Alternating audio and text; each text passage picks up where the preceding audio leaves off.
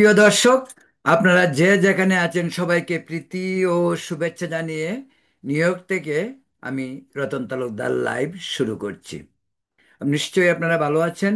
আজকে যে বিষয় নিয়ে কথা বলতে চাই সেটা হলো বাংলাদেশের ধর্মীয় সংখ্যালঘু সম্প্রদায়ের যে নেতৃবৃন্দ, তাদের মাঝে প্রচণ্ডভাবে অনৈক্য, পরস্পরের প্রতি বিষাদগার এবং একে অপরকে সহ্য না করার যে প্রবণতায় সংখ্যালঘু সম্প্রদায়ের তথাকথিত সেই সব নেতৃবৃন্দের মাঝে ব্যাপকভাবে অসন্তোষ সৃষ্টি হয়েছে।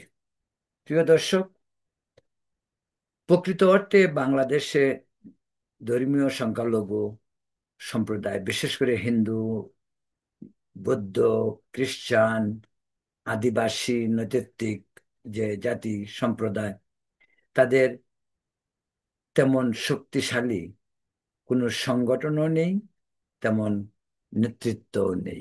নেতৃত্ব বলতে যে যা বোঝায় সেটা হলো তাদের অধিকার নিয়ে কথা বলবে, একটি বলিষ্ঠ নেতৃত্ব থাকবে, যে নেতৃত্ব অত্যন্ত নিয়মতান্ত্রিক পদ্ধতিতে শান্তিপূর্ণভাবে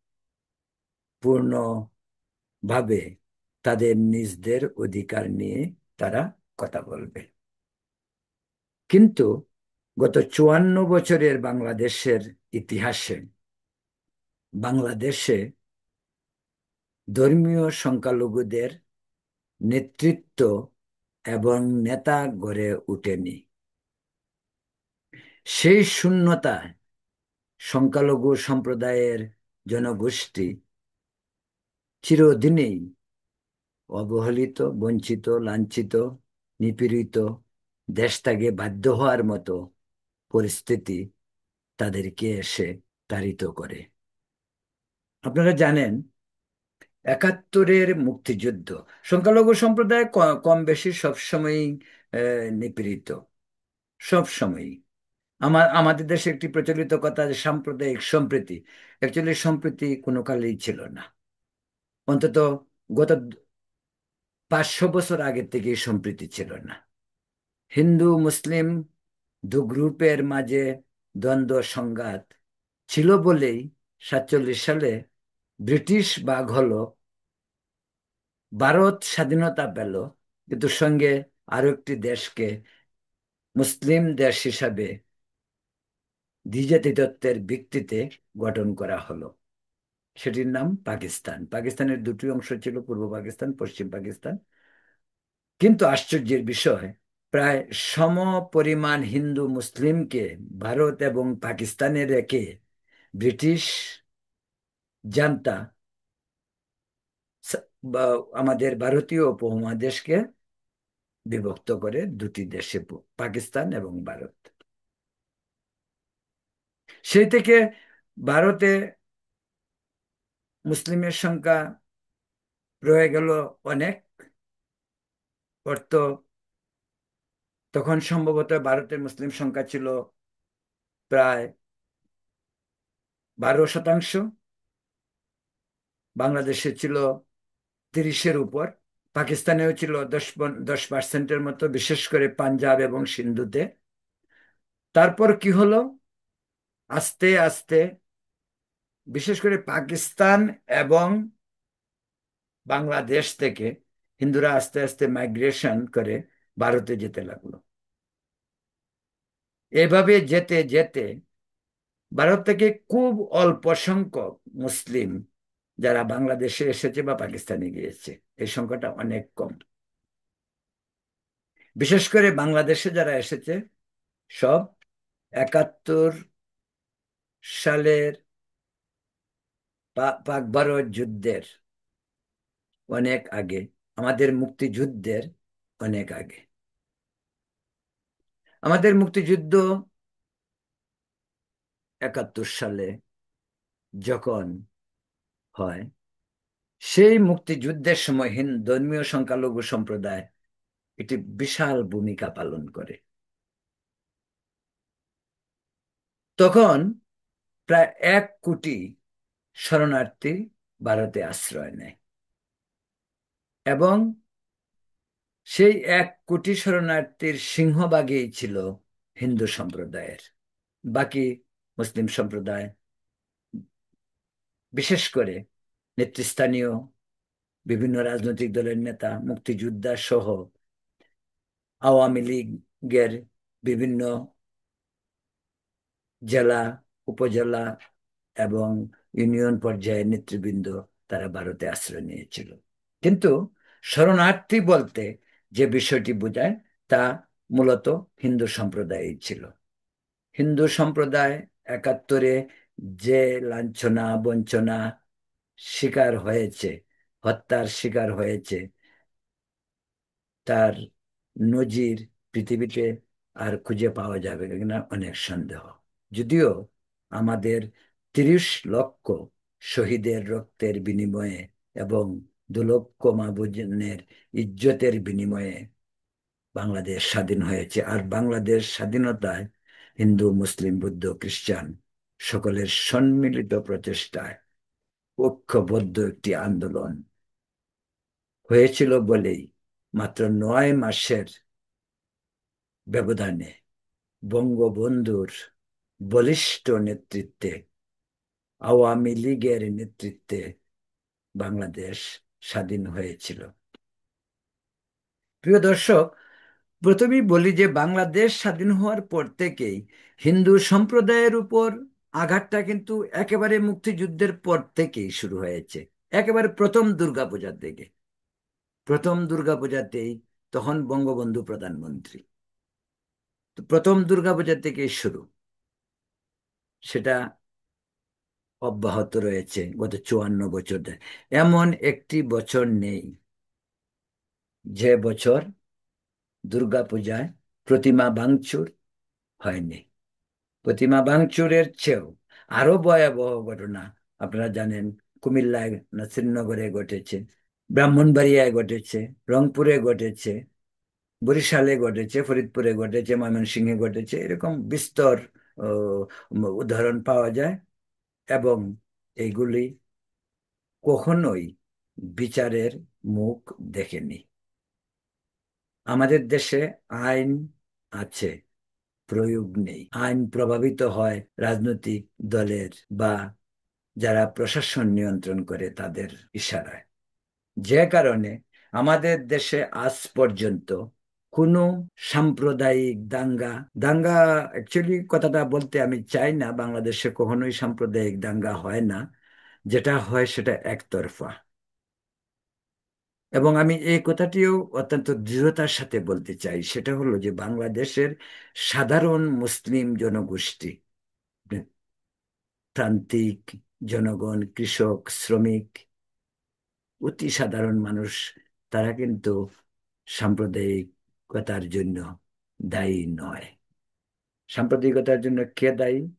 যারা রাষ্ট্রযন্ত্র নিয়ন্ত্রণ করে, যারা শিক্ষিত সমাজ, যারা বিভিন্ন রাজনৈতিক দলের সাথে সম্পৃক্ত, তারা সাম্প্রদায়িকতাকে রাজনীতির হাতিয়ার হিসাবে, ধর্মকে রাজনীতির হাতিয়ার হিসাবে ব্যবহার করে ধর্মীয় সংখ্যালঘুদের উপর নির্যাতন, বৈষম্য, অত্যাচার, ধর্ষণ, দেশ ত্যাগে বাধ্য করা, এসব ধরনের প্রক্রিয়াগুলি চলে রাজনৈতিক নেতা এবং রাষ্ট্রযন্ত্রের প্রত্যক্ষ পরোক্ষ প্ররোচনায়। কিন্তু প্রতিকার হয়নি। কেন প্রতিকার হবে?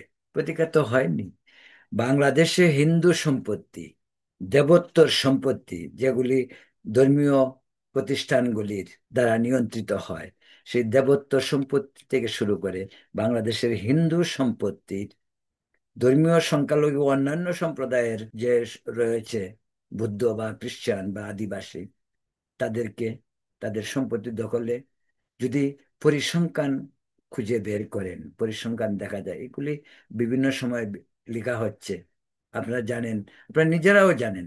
আমার মনে হয় বাংলাদেশের প্রতিটি সচেতন মানুষ, হোক হিন্দু হোক মুসলিম, তারা জানে বাংলাদেশে হিন্দুদের সম্পত্তি কে দখল করেছে। পরিসংখ্যান বলে হিন্দু সম্পত্তির সিংহভাগ দখল করেছে সরকার নিজে, রাষ্ট্রযন্ত্র, রাজনৈতিক দলের দিকে পরে আসতে হবে। সরকার খুদ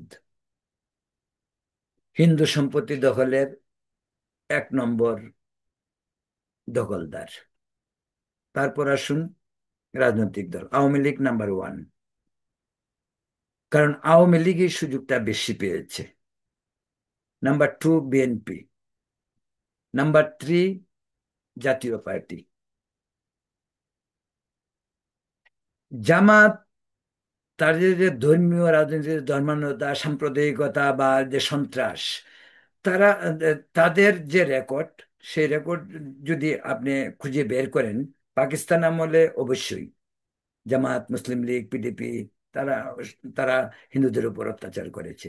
কিন্তু স্বাধীন বাংলাদেশের 54 বছরে এই এই আওয়ামী লীগ, বিএনপি এবং জাতীয় পার্টির সঙ্গে কিন্তু জামাতের এখানে তুলনা হয় না। কারণ জামাত নিজেই কোণঠাসা ছিল। কোনো কোনো জায়গায় জামাত তৎপর হয়নি তা বলছি না, তবে কম্পেয়ার আওয়ামী লীগ, বিএনপি এবং জাতীয় পার্টির সঙ্গে জামাতের পার্সেন্টেজ হয়তো অনেক কম হবে। কারণ এটার কারণটাও আগেই বলছি যে তারা নিজেরাই তো তাদের অস্তিত্ব নিয়ে প্রশ্ন। তারা তো নিজেরাই দাঁড়ানোর জন্য চেষ্টা করছে, যে কারণে তারা একবার আওয়ামী লীগের কুলে, একবার বিএনপির কুলে, এইভাবে চলে তাদের চলছে গত 54 বছর যাবত। তো প্রিয় দর্শক, যেটা বলছিলেন যে বাংলাদেশ, এটা অস্বীকার করার উপায় নেই। যারা সাম্প্রদায়িক সম্প্রীতির কথা বলে, আমি আগেই বলছি যে সম্প্রীতি বলতে আমাদের দেশে অন্তত গত 500 বছর ছিল না। এর আগে ছিল কিনা আমি জানি না। সম্প্রীতি যদি থাকতো, তাহলে আমাদের 47-এ দেশ ভাগ হইতে হয় কেন? আমরা হিন্দু মুসলিম ভাই ভাই মিলেমিশে থাকতে চাই, বা আগে কি সুন্দর দিন কাটাইতাম হিন্দু মুসলমান। এগুলো তো একসময় ছিল, ছিল 500 বছর। আমি তো বললাম 500 বছর আগে ছিল। গত 500 বছরের বাংলা বা এই ভূখণ্ডে কখনোই সাম্প্রদায়িক সম্প্রীতি ছিল না। সাম্প্রদায়িক সম্প্রীতি ভারতে যেমন স্লোগান, বাংলাদেশে তেমনই স্লোগান, পাকিস্তানেও তেমনই স্লোগান। সংখ্যালঘু সম্প্রদায় ভারতেও মুসলিম, আদিবাসী, বৌদ্ধ, খ্রিস্টান সব আছে। ওইখানে কিছু হচ্ছে না তাও আমি বলছি না। তবে যেহেতু ভারত একটি গণতান্ত্রিক দেশ, গণতন্ত্রকে তারা যেভাবে প্রাতিষ্ঠানিক রূপ দিয়ে রাষ্ট্রযন্ত্র পরিচালনা করছে, সেই গণতান্ত্রিক সোসাইটিতে যে মানে বিশেষ করে যে রাষ্ট্র কর্তৃক যে ধরনের বৈষম্য, সেই বৈষম্য অনেকাংশেই পাকিস্তান বা বাংলাদেশের চেয়ে অনেক কম। বিশেষ করে পাকিস্তানের কথাটা আমি এখানে বলতে চাচ্ছি না, এই কারণে পাকিস্তানের সেখানে কমতে কমতে সংখ্যালঘু সম্প্রদায় এখন নাই বললেই চলে। ও আমার মনে হয় আর আর আর 5, 7, 10 বছর পরে পাকিস্তানে হয়তো হিন্দু দেখতে হলে মিউজিয়ামে যেতে হবে, জাদুঘরে যেতে হবে। বাংলাদেশের অবস্থাটাও প্রায় সেই পথেই যাচ্ছে। পাকিস্তানেরই অনুকরণ, অনুসরণ হচ্ছে এখন পর্যন্ত যে হিসাব মেলে তাতে। প্রিয় দর্শক, যেটা বলছিলাম যে বাংলাদেশে 71-এর স্বাধীনতার পরও বাংলাদেশের জনসংখ্যার 18 থেকে 19 ভাগ ছিল হিন্দু সম্প্রদায়ের, কিন্তু আজকে কত? এজ অফ টুডে আজকে এই সংখ্যা নেমে এসেছে 8, 9, 7ও বলা হয়। অনেকে একটু অ্যাডভান্স আর একটু কমায় বলতে পছন্দ করে। এবং আমি এই বিষয়টিকে এক অন্যরকম ভাবে বলতে চাই। আমার এখনো ধারণা, আমি বিশ্বাস করি সেটা, যে আমার আমার মনে হয় সেন্সাসে সরকারিভাবে হিন্দুদেরকে কম দেখানো হয়। ওদেরকে কম দেখানো হয়, এবং এটা হয়তো ইচ্ছাকৃতভাবেই করা হয়। সেন্সাস, জনসংখ্যার যে হিসাব আমরা পাই, আমার ধারণা বাংলাদেশে সেই হিসাবের চেয়ে অনেক বেশি হিন্দু সম্প্রদায়ের বসবাস। সেই পার্সেন্টেজটা হয়তো 71-এ যেমন 18, 19 ছিল, সেটা কমতে কমতে হয়তো এখন 12, 13% আসছে।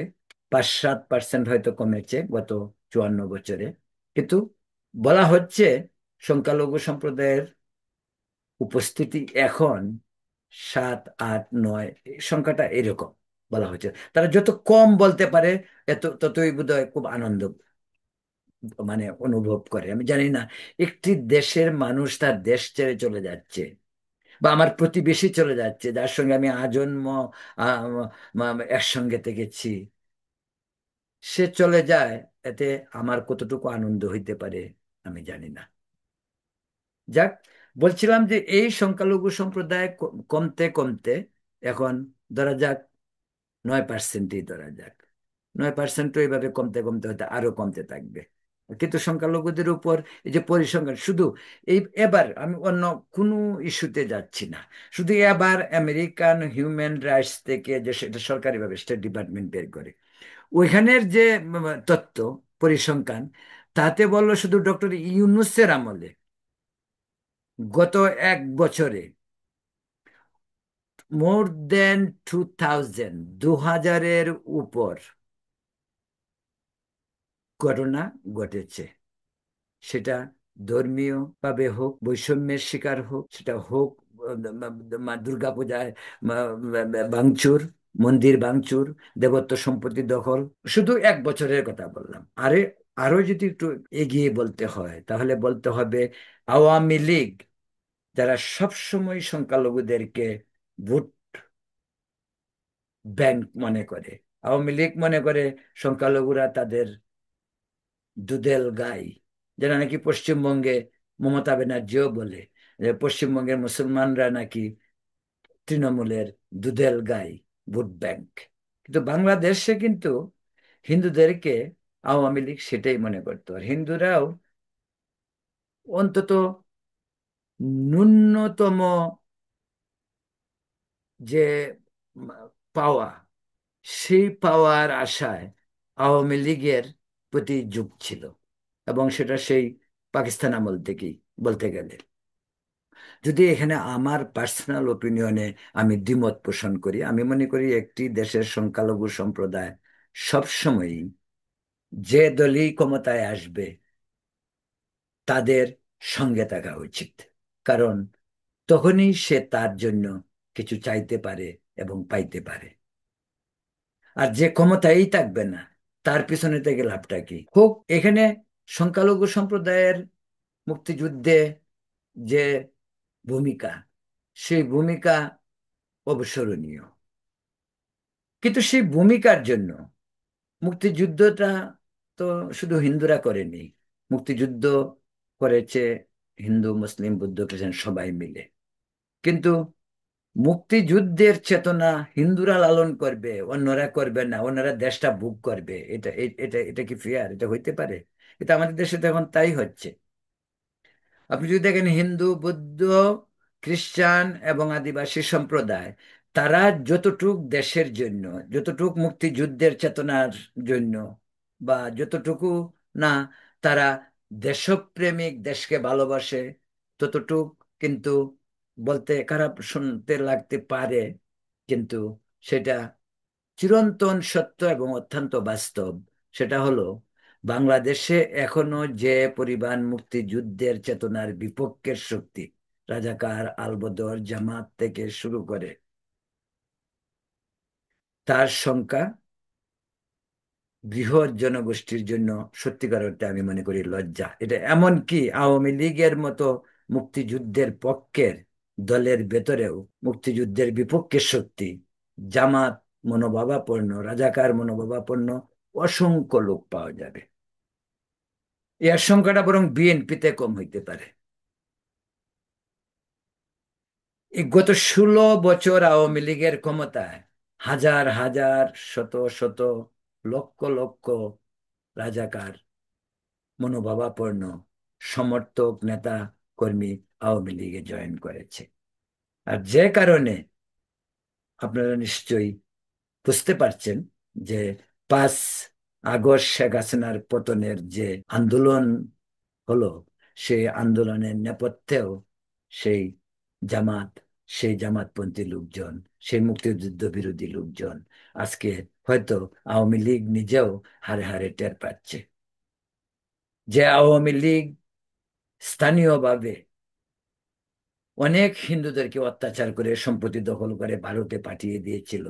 আজ সেই আওয়ামী লীগাররা ভারতে আশ্রয় নিয়েছে। খুব দুঃখজনক। এই যে দুর্গাপূজায় কুমিল্লার যে ঘটনা ঘটলো, আজকে সেই বাহার এমপি কোথায়? ভারতে। তার মেয়েকে নিয়ে, পরিবার নিয়ে সে ভারতে আছে। অথচ এই বাহার এমপি সাম্প্রদায়িকতার নায়ক কুমিল্লার। প্রিয় দর্শক, বলছিলাম যে এইগুলি অনেক বড় ইস্যু। এই সমস্ত অনেক কথা বলা যায় যে হিন্দুদের অবস্থাটা, হিন্দুদের নেতৃত্ব কোথায়। আমি শুরুটা করেছিলাম যে নেতৃত্ব নিয়ে, আমি এইটাই আজকের আলোচনা বিষয়। পরবর্তী আলোচনাগুলি এর মাঝেই ইসে রাখতে চাচ্ছি। হিন্দুদের প্রকৃত অর্থে কোনো নেতা গড়ে ওঠে নাই। আপনারা জানেন, স্বৈরাচার এরশাদ যখন 1988 সালে রাষ্ট্র ধর্ম বিল এনে সংবিধানে সংযোজন করে, তখন থেকেই মূলত অফিসিয়ালি বাংলাদেশের ধর্মীয় সংখ্যালঘুরা দ্বিতীয় শ্রেণীর নাগরিকে পরিণত হয়। এর প্রতিবাদে হিন্দুদের একটি সংগঠন গড়ে ওঠে। অবসরপ্রাপ্ত মেজর জেনারেল সিআর দত্তের নেতৃত্বে সংগঠনটি গড়ে ওঠে। কিন্তু সেই সংগঠনটির দুর্বল নেতৃত্ব এবং আওয়ামী তোষামোদ, সংগঠনটি জীবিত আছে মাত্র, কিন্তু সংখ্যালঘুদের জন্য খুব একটা কিছু করতে পেরেছে আসলে কোনো দৃষ্টান্ত নেই, কোনো উদাহরণ নেই। যে প্রেসার গ্রুপ, মানে গ্রুপ হয়ে, যে তারা বিএনপি যখন ক্ষমতা ছিল বিএনপিকে, বা আওয়ামী লীগ যখন ক্ষমতা ছিল আওয়ামী লীগকে প্রেসার গ্রুপ হিসেবে প্রেসার দিয়ে হিন্দুদের স্বার্থ সংশ্লিষ্ট কিছু কাজ করবে, তা কিন্তু তারা করতে পারেনি। টোটালি ব্যর্থ। টোটালি ব্যর্থ এই কারণেই বলছি, কারণ তারা একটি দলকেই তোষামোদ করে গেছে, এবং এবং তারা এখনো করছে। এই যে রানা দাশগুপ্ত এবং ডক্টর নিমচন্দ্র ভৌমিকের নেতৃত্বে ঐক্য পরিষদ, এই ঐক্য পরিষদের অ্যাচিভমেন্টটা কি? তারা নিজেরাও কিন্তু আওয়ামী লীগ রাজনীতির সঙ্গে জড়িত, দুজনেই। রানা দাশগুপ্ত, আমি একাধিকবার রানা দাশগুপ্তের ইন্টারভিউ করেছি। উনি নিউ ইয়র্কে এসেছেন, বহুবার ওনার সঙ্গে আমার দেখা, বহুবার মিটিং করে ওনার ইন্টারভিউ আমি করেছি। আমার কাছে যেটা মনে হচ্ছে, তারা ঘুর আওয়ামী লীগ। নিম নিম ভৌমিক আমি চিনি, ওনার সঙ্গে আমার অনেক বছরের পরিচিত। নিমদা পর্যন্ত অ্যাম্বাসেডার হয়ে, নেপালের মতো দেশে তিনি অ্যাম্বাসেডার হয়ে, তো ওনার জন্য অ্যাম্বাসেডারের চাকরিটাই হয়ে গেল একটা বিশাল কিছু অ্যাচিভমেন্ট।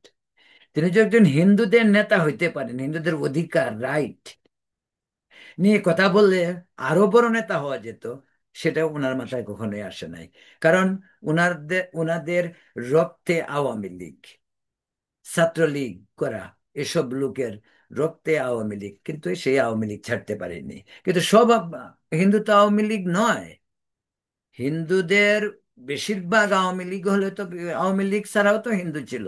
এবার শেখ হাসিনার যে পতন হলো, এর আগে অধিকাংশ হিন্দুরাও চাইছে আওয়ামী লীগ সরকারের পতনের জন্য। কারণ তারা আওয়ামী লীগ সরকারের একেবারে বাজে বাজে, আপনি যদি পাতা উল্টান দেখতে পাবেন সাম্প্রদায়িকতার নগ্ন ছবি। বিশ্বজিৎ হত্যা থেকে শুরু করে, রামু বুদ্ধ মন্দির থেকে শুরু করে, নাসিরনগর, অভয়নগর, ঢাকেশ্বরী মন্দির পর্যন্ত, কোথায় সহিংসতা হয়নি? কোথায় লুটপাট হয়নি? কোথায় আম, সে কি বলে, ধর্ষণ হয়নি? সর্বত্র বিচার হয়েছে। আমাদের নেত্রী শেখ হাসিনা যারা মনে করে সেই আওয়ামী লীগ কি বিচার করেছে? বিচার হয়নি। তো প্রিয় দর্শক, বলছিলাম যে আমাদের হিন্দু সম্প্রদায়ের জন্য নেতৃত্ব গড়ে ওঠেনি। এখানে আরেকটি বিষয় বলি, যে হিন্দুদের নেতৃত্ব গড়ে ওঠেনি। হিন্দুরা স্বাভাবিকভাবেই হীনমন্যতায় ভুগত, স্বাভাবিকভাবে একটু ভীতু প্রকৃতির, এবং তারা সবসময়ই নিরাপদ, নিজকে নিরাপদ রাখতে চায়, বেরিয়ে কথা বলতে চায় না। নিজের অধিকারটুকু নিয়ে পর্যন্ত তারা কথা বলবে না। ইদানিং আপনারা লক্ষ্য করবেন, এই যে বাংলাদেশের 54 বছরের ইতিহাসে বাংলাদেশে কজন এমপি ছিল? এক আওয়ামী লীগের সরকারে, বা আওয়ামী লীগ যখন বিরোধী দলেও থাকে তখন 10 জন 12 জন করে ছিল। কিন্তু এই যে আওয়ামী লীগের হিন্দু এমপি গুলি, আপনারা যাদেরকে চিনেন, তারা কোনো দিন পার্লামেন্টে হিন্দুদের অধিকার নিয়ে একটি কথাও বলেন, এমন কোনো রেকর্ডই নেই বাংলাদেশের 54 বছরের ইতিহাসে। অনেক হিন্দু সংসদ সদস্য হয়েছে, অ্যাটলিস্ট আওয়ামী লীগ থেকে 10-12 জন, বিএনপি থেকে 2-3 জন বা 2 জন, এরকম। কিন্তু ওরা যারা বিএনপি আওয়ামী লীগের সাংসদ ছিল, তারা কোনোদিনই হিন্দুদের অত্যাচার, নিপীড়ন, দেশত্যাগ, হিন্দু মন্দির মন্দির ভাঙচুর বা প্রতিমা ভাঙচুর কোনোদিন পার্লামেন্টে তারা দাঁড়িয়ে একটি লাইন পর্যন্ত বলেনি। বরং গত পার্লামেন্টে বিএনপির রুমিন ফারহানা, যাকে আপনারা চিনেন, খুব বলিষ্ঠ, মানে কণ্ঠ, অত্যন্ত জোরালো কথা বলেন, তিনি আমার মনে হয় বাংলাদেশের সংসদীয় রাজনীতির ইতিহাসে একমাত্র সংসদ সদস্য যিনি কুমিল্লার নাসিরনগর ঘটনার পর জোরালো বক্তব্য রেখেছেন সংখ্যালঘুদের উপর নিপীড়ন, অত্যাচার এবং বৈষম্যের বিরুদ্ধে। অত্যন্ত জোরালো বক্তব্য, এর এর চেয়ে বেশি রেকর্ড বাংলাদেশের পার্লামেন্টে আর কারো নেই।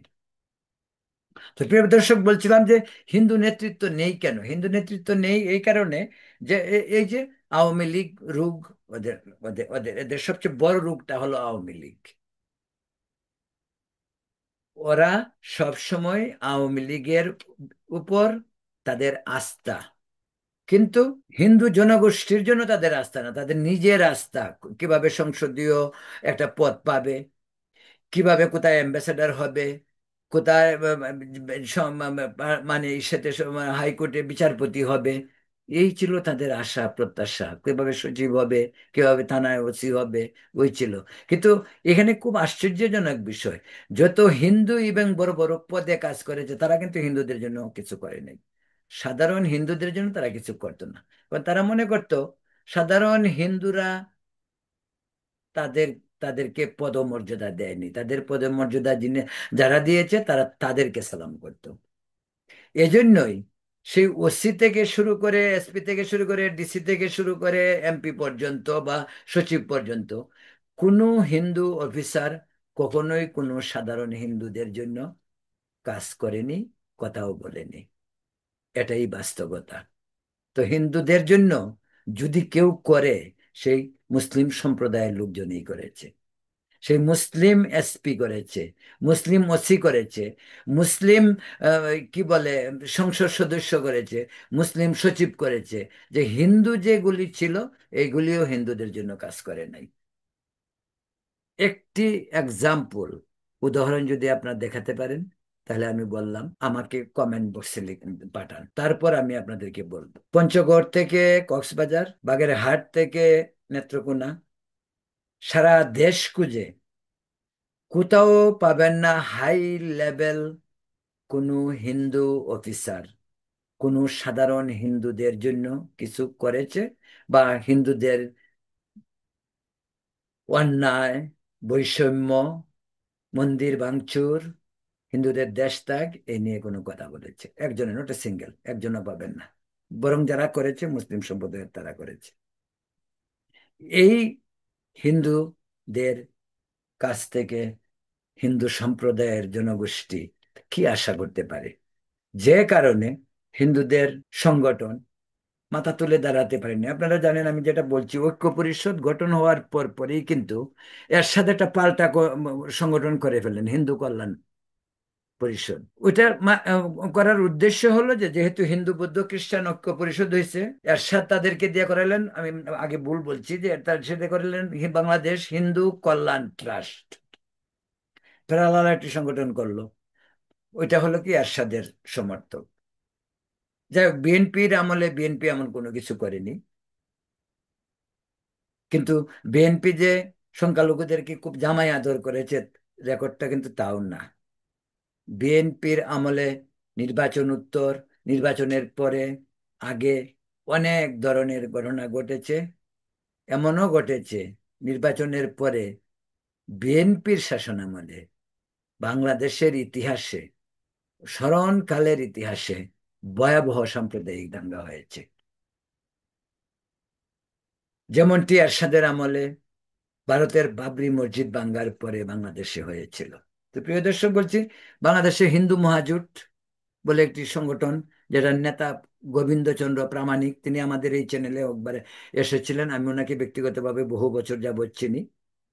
তারপর হিন্দু লীগ, এরকম অনেক সংগঠন, কিন্তু কেউ কিন্তু খুব বেশি সাহসিকতার সাথে ধর্মীয় সংখ্যালঘুদের জন্য কাজ করেনি বা এগিয়েও আসেনি। কিন্তু আবার হিন্দু বৌদ্ধ খ্রিস্টান ঐক্য পরিষদের নেতৃবৃন্দ যেমন রানা দাশগুপ্ত, নিমচন্দ্র ভৌমিক, এদিক দিয়ে ইসে কি বলে আপনার গোবিন্দ প্রামাণিক বা অন্যান্য যারা আছে, তারা কিন্তু একে অপরের প্রতি সারাক্ষণই লেগে আছে। ইদানিং এই সংক্রমণটা একটু বেশি হয়েছে ইউনূস সরকার আসার পরে। ইউনূস সরকার আসার পরে গোবিন্দ প্রামাণিক কিন্তু খুব বোকাল, উনি কথা বলছেন। এমনকি উনি জামাতের সোহরাওয়ার্দী উদ্যানের যে প্রোগ্রাম হলো জামাতের, সেই প্রোগ্রামেও তিনি গিয়েছেন, সেখানে তিনি বক্তৃতা দিয়েছেন, আমি সেই বক্তৃতাও শুনেছি। তারপর তিনি টকশোগুলিতে যাচ্ছেন, অনবরত বিভিন্ন টকশোতে যান, কথা বলেন।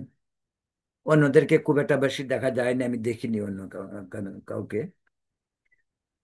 তো গোবিন্দ প্রামাণিক ইদানিং কথা বলতেছেন, আমি গোবিন্দ প্রামাণিকের অনেক কথার সঙ্গে একমত, আবার অনেক কথার সঙ্গে আমি দ্বিমত পোষণ করি। কিন্তু গোবিন্দ প্রামাণিক তো যাচ্ছে, গোবিন্দ প্রামাণিক তো বলছে, কথাগুলি বলছে, যে কথাগুলি যে কোনো একজন হিন্দুর কাছ থেকে শোনা বিরল ঘটনা, সে তো বলে যাচ্ছে। এখন গ- মানে গোবিন্দ প্রামাণিক যেসব কথাবার্তা বলছে, এই সমস্ত কথাবার্তা তথাকথিত হিন্দু বৌদ্ধ খ্রিস্টান ঐক্য পরিষদের কোন নেতার কাছ থেকে আপনার শুনবেন না, শোনা যায়ও না। যে কারণে গোবিন্দ প্রামাণিকও একটু হয়তো হয়তো একটু বাড়াবাড়ি হয়তো হইতেই পারে। এটা হয় অনেক সময়, ইমোশনও আসে। একজন মানুষ একটি সম্প্রদায়ের জন্য লড়তে লড়তে যখন তার সুযোগ আসে, তখন বিভিন্নভাবে সেই সুযোগের সদ্ব্যবহার করতে চাইবে, সেটা হইতে পারে। সেই সুবাদে বিভিন্ন কথা বলতে গিয়ে স্লিপ অফ টাং হইতেই পারে, হওয়াটাই স্বাভাবিক, না হলেই বরং আশ্চর্য হওয়ার কথা। তো গোবিন্দ প্রামাণিক আজকাল যে যত কথা বলছেন, তার অনেক, আমি আগেই বলছি, আমি অনেক সব কথার সঙ্গে একমত নই। তো কোনো কোনো কোনো কথা তো তিনি খুব বাস্তবভাবেই বলছেন। এই সমস্ত ডিটেলস এখন বলা যাবে না, তো ভিডিও অনেক বড় হয়ে যাবে, সেটা বলতে আমি চাচ্ছি না। কিন্তু এই যে যেটা বলছিলাম, যে হিন্দু সম্প্রদায়ের নেতৃবৃন্দর মাঝে, এদের মাঝে না ইউনিটি আছে, না সদ্ভাব আছে, না ওদের মাঝে এম, কথাবার্তার বিনিময় হয়। তর্ক বিতর্ক হইতেই পারে, এগ্রি ডিসএগ্রিমেন্ট থাকতেই পারে, কিন্তু এই যে একসাথে বসে গল্প করে কথা বলে পরস্পরের মাঝে সম্পর্ক উন্নয়ন করবে, করে কিভাবে সংখ্যালঘুদের অধিকার নিয়ে কথা বলা যায়। বাংলাদেশ একটি স্বাধীন দেশ, সব নাগরিকের সমান অধিকার। যে কোনো নাগরিক সেখানে তার নিয়ম, সরকার আইনের প্রতি শ্রদ্ধা রেখে নিয়মতান্ত্রিক পদ্ধতিতে শান্তিপূর্ণভাবে যে কোনো ধরনের প্রতিবাদ করতে পারে, তার মনের ইচ্ছা প্রকাশ করতে পারে, এটাই তো গণতন্ত্র। আজকে শেখ হাসিনার বিদায় কি একদিনে হলো? দীর্ঘদিনে মানুষের ক্ষোভ থেকে হলো। শেষ পর্যন্ত কজন ছাত্র মিলে যে কোটা আন্দোলন থেকে এক দফা আন্দোলন করে শেখ হাসিনাকে দেশ থেকে তাড়ালো, সেটা সেটা কিভাবে হলো? তারা তো সাহস করে রাস্তায় নেমেছে। সেটা যত ডিজাইনেই হোক আন্দোলনের, সেটা অন্য ইস্যু, কিন্তু অন্তত একটা আন্দোলন হয়েছে, সেই আন্দোলনে শেখ হাসিনা দেশ ছাড়তে হয়েছে, এটা তো সত্য কথা। তো এই জন্য বলছি, ওইটা তো ধরেন এই আন্দোলনে অনেক লোক মারা গেছে, অনেক শহীদ হয়েছে। আন্দোলনটা ছিল একেবারেই শান্তিপূর্ণ নয়, ভায়োলেন্স। সেই ভায়োলেন্স যেই করুক, সেখানে ভায়োলেন্স, প্রচুর লোক মারা গেছে, অনেক শহীদ হয়েছে, অনেক পঙ্গু হয়েছে।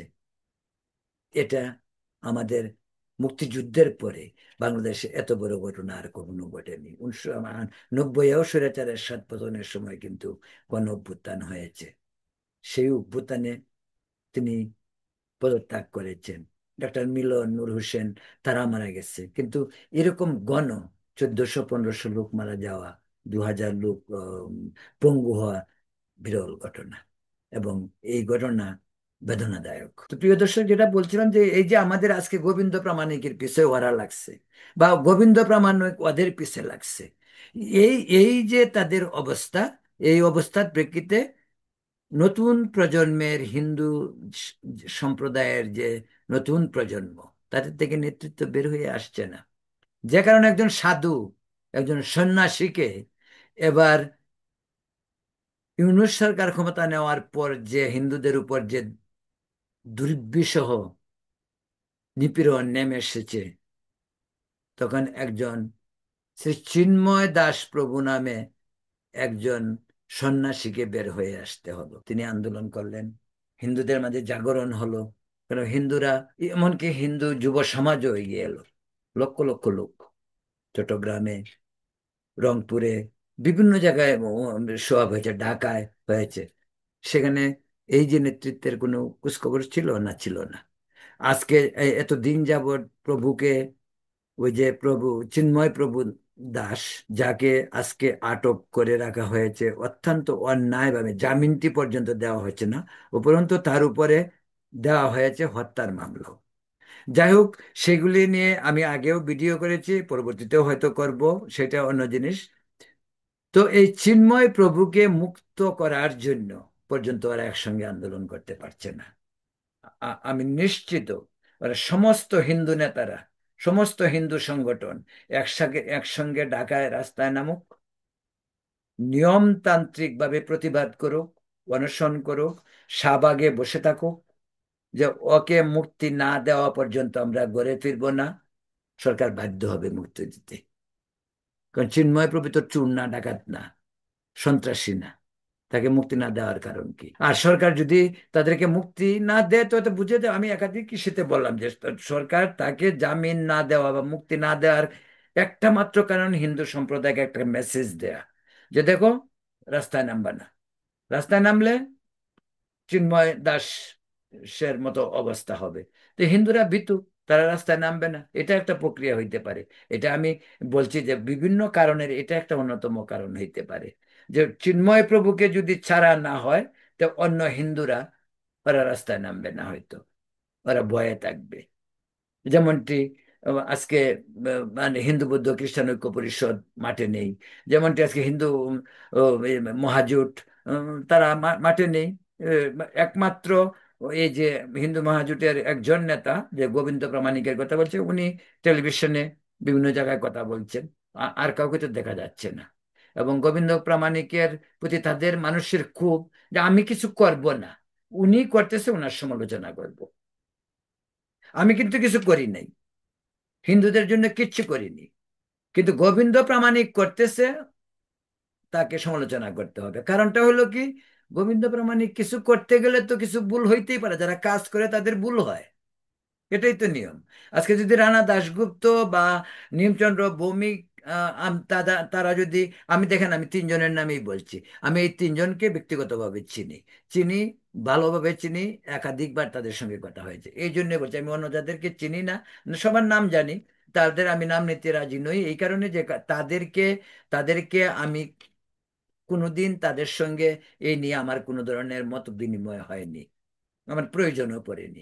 আমি হিন্দুদের নেতাও ন, আমি আমি সাংবাদিকতা করি, আমি বাংলাদেশের সাংবাদিক। আমি সকলে, আমি আপাদমস্তকে একজন অসাম্প্রদায়িক সেকুলার পার্সন। কিন্তু আমি মনে করি, আমার উপর যখন আঘাত আসবে, আমি যখন বৈষম্যের শিকার হবে, আমার প্রতিবাদটুকু আমাকেই করতে হবে। এবং সেটি হতে হবে শান্তিপূর্ণ, নিয়মতান্ত্রিক, এবং দেশের প্রচলিত আইনের ভিতর থেকে, পরিষ্কার। তো এই জন্য বলছিলাম যে আমাদের দেশের আজকে যে হিন্দুদের যুব সমাজ, তারাও তো রাস্তায় নামতে পারে। আজকে কেন প্রভুকে মুক্তি দিচ্ছে না? প্রভুকে মুক্তি না দেওয়ার কারণটা কি? আমি যে কারণটা বলছি, এটা হইতে পারে গসিপ, এটা হইতে পারে যে এটা আমি এরকম চিন্তা করতেছি। আমার চিন্তাটা তো রং হইতে পারে। আমি মনে করতেছি তাকে একমাত্র জেলে আটকে রাখার অন্যতম প্রধান কারণ হচ্ছে হোল ধর্মীয় সংখ্যালঘু সম্প্রদায়কে ইউনূস সরকারের একটা মেসেজ। মেসেজটা কি? যে তোমরা আমাদের কাছে পিটিশন নিয়ে আসো, রাস্তায় নামবা না। রাস্তায় নামলে প্রভুর যে হাল হয়েছে সেই হাল হবে। ওই চার দেয়ালের ভিতরে বন্দি থাকতে হবে, আর ওখানে না খেয়ে মরতে হবে। এটাই মেসেজ। এটা যদি রানা দাশগুপ্ত না বুঝে, নিমচন্দ্র ভৌমিক না বুঝে, প্রমোদ না, সে আমার গোবিন্দ প্রামাণিক না বুঝে বা হিন্দু অন্যান্য নেতারা না বুঝে, নতুন প্রজন্ম না বুঝে করার কিছু নেই। আমি আজকে আপনাদেরকে এটুক বলতে পারি, আপনারা যত সংঘবদ্ধ হবেন, যত ইউনাইটেড থাকবেন, আপনারা সরকারকে একটা প্রেসার গ্রুপ হিসাবে সরকারের কাছে বিভিন্ন ইস্যুতে কথা বলতে পারবেন, হিন্দুদের অধিকার নিয়ে কথা বলতে পারবেন, এবং এটাই আপনাদের করা উচিত। এটা করা উচিত এই কারণে এই দেশটি আপনাদের, আপনারা বাংলাদেশের ভূমিপুত্র। আপনারা আপনারা কেন নিজের দেশ, নিজের জমি, নিজের ভিটেবাড়ি ফেলে প্রতিবেশী ভারতে যেতে হবে? ভারত কি আপনার দেশ? ভারতে যে আজ পর্যন্ত যারা গেছে, ভারতে অনেক হিন্দুদের অবস্থা অত্যন্ত মর্মান্তিক। অর্থনৈতিক অভাব অনটনের কথা বাদ দিলাম, এমনিতেই পরদেশে পরবাসী, নিজের ভিটা বাড়ি ছেড়ে আরেক দেশে যাওয়া, এটা এক পরবাসী, এক শরণার্থীর মতো, যেটা আমরা 71 সালে গিয়েছিলাম। তাই আমি যে বিষয়টা বলবো, আপনাদের হিন্দু সম্প্রদায়ের নেতৃবৃন্দকে বলবো, আপনারা দল মত গ্রুপ সবকিছুর ঊর্ধ্বে উঠে ব্যক্তিগত ইগো ছেড়ে আপনারা ঐক্যবদ্ধ হয়ে একসঙ্গে বসে সংখ্যালঘু সম্প্রদায়ের জন্য দেশের প্রচলিত আইনের প্রতি শ্রদ্ধা রেখে নিয়মতান্ত্রিক পদ্ধতিতে শান্তিপূর্ণভাবে প্রতিবাদ করুন। আরেকটি বিষয় বলতে চাই, যে সমস্ত হিন্দু সম্প্রদায়ের নেতারা, হিন্দু নেতা, তাদের উপর আপনাদের আর ভরসা রাখার দরকার নেই। ওরা গত 54 বছর বাংলাদেশের হিন্দুদের জন্য কিছু করেনি, ভবিষ্যতেও করবে না। ওরা নিজেদের জন্য করবে। আর আজকে লুটপাট করে, পকেট বোঝাই করে আজকে তারা সেই ভারতে গিয়ে আশ্রয় নিয়েছে। তাই হিন্দু নেতৃবৃন্দের প্রতি আমার যে যে উপদেশ বা যে যেটা বলতে চাচ্ছি, সেটা হলো আপনারা সচেতন হন এবং নিজেদের মাঝে দূরত্ব কমিয়ে ঐক্যবদ্ধ থাকুন। ঐক্যের বিকল্প নাই। প্রিয় দর্শক, আজ এই পর্যন্তই। ভালো থাকুন, সুস্থ থাকুন এবং শান্তিতে থাকুন। শুভরাত্রি।